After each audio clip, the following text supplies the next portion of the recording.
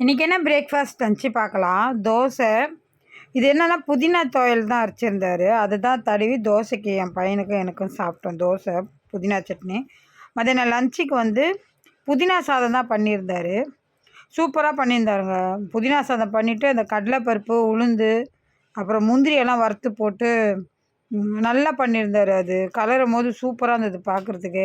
இதெல்லாம் நான் செய்யும்போது நார்மலாக தான் செய்வேன். இந்த மாதிரி கடலைப்பருப்பு, உளுந்து, முந்திரியெல்லாம் வறுத்து போட மாட்டேன். என்கிட்ட சூப்பராக பண்ணியிருந்தார். நல்லா டேஸ்ட்டாகவும் இருந்தது. இதுக்கு வந்து தொட்டுக்கிறதுக்கு வந்து கருணக்கிழங்கு வேக வச்சு மீன் மாதிரி வறுத்துருந்தார்.